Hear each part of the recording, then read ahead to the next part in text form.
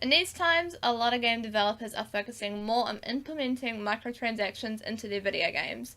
EA with Battlefront 2, Monolith Productions with Shadow of War have done it, along with steadily adding a bonus DLC in memory of a co-worker who passed away, and keeping pretty much all of the money for themselves until public backlash. And most recently, Activision, who have been in the news lately for two things. One, making loot boxes in Call of Duty World War II a public spectacle, letting bystanders watch you open your boxes and see everything that you got, and of course the really shitty patenting they've implemented into matchmaking algorithms, which sets you up against a highly skilled player who you're sure to lose against, promote the weapon the second player used to kick your ass, and manipulatively encourage microtransactions to get said weapon. The future of the gaming industry seems rather bleak, with these developers caring more about turning games into a service rather than making the players have a good experience, which is the whole point of video games. But in these dark times, a ray of hope has appeared, and I am talking about Capcom's Monster Hunter World. In a recent interview with GameSpot, producer Ryozo Sugimoto talked about Monster Hunter World and how they will not be adding loot boxes to it, as they feel it would make the game less satisfying.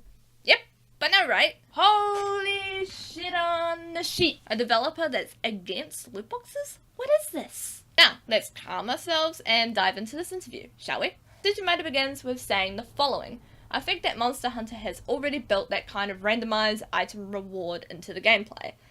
Whether you carve a monster after a hunt, you don't know what you're going to get within a certain range. You've got certain rare parts that you almost never get.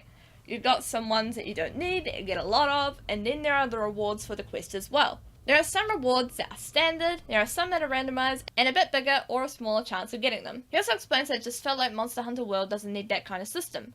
You've already kind of got loot as a core gameplay aspect without having to shove a microtransaction version of it into it, Sugimoto said. Now so far, what I have to say about this can be summarized as hell to the fucking yes. We've seen Monolith make this excuse of their loot box system, which allows you to quickly buy the items you need to put yourself ahead of the players who prefer the long, tedious grind and save players time.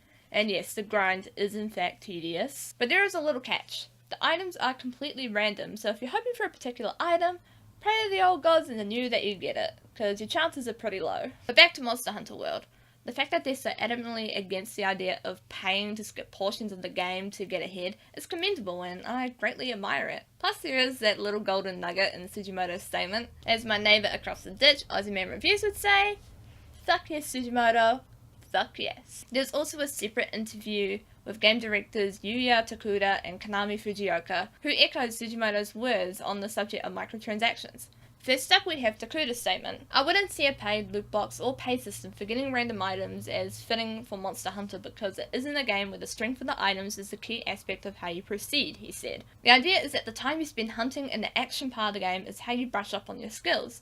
And then of course you get rewards of better items, but by skipping out on the part where you get better in hunt, if you're simply getting more items, I don't think that would be a very satisfying experience for players because it wouldn't even necessarily make it that much more of a time saver if you haven't got the skill to use the items you've gotten. And finally, we've got Konami Fujioka's statement. I think the games that successfully do loot boxes are designed around them completely from the outside, and they're a core part of the gameplay loot. Whereas as our loop, it's more based on the gameplay action itself than gathering items, then using that to create better gear, and then using that to go and do more action gameplay. We would have to fundamentally rethink our gameplay loop.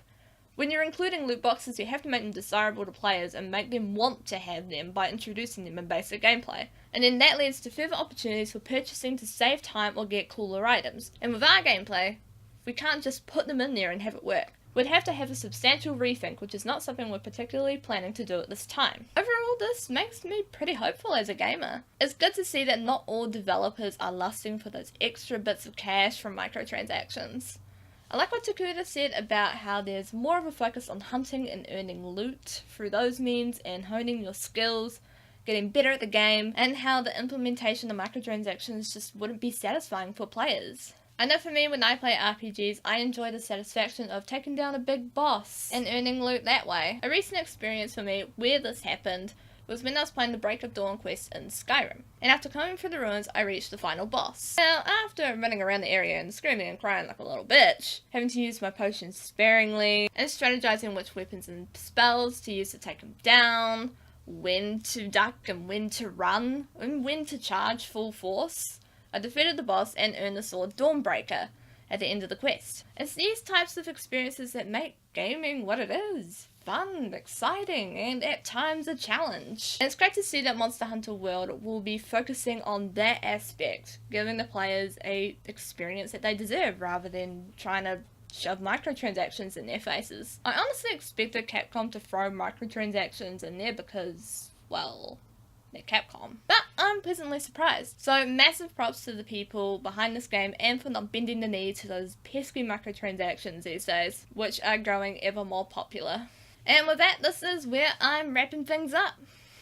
What do you think of Capcom's decision to shaft microtransactions in Monster Hunter World? Does this give you hope for the future of gaming? And knowing what you learned in this video, does this make you want to pick up Monster Hunter World? Let me know your thoughts down in the comments below, as always. If you like this, please give it a like and or subscribe if you are new and you enjoyed this video. I do plan on picking up the beta for Monster Hunter World, which comes out in December, I believe. I'll just be playing like the first 30 or so minutes of it, or just my first hour summarized into 30 minutes. And I will be uploading that onto the channel, so if you are curious about Monster Hunter World and whether or not it's worth it or not, I'll be doing that, so do keep your eyes out for that in December. Do consider checking out my Patreon, as it fuels the growth of my content's quality and the variety and production of said content that you guys get to watch on this channel. And as always, it is Icewire signing off, and I'll see you introverts later next time on the channel. Have a lovely day / night wherever you are in the world. Bye!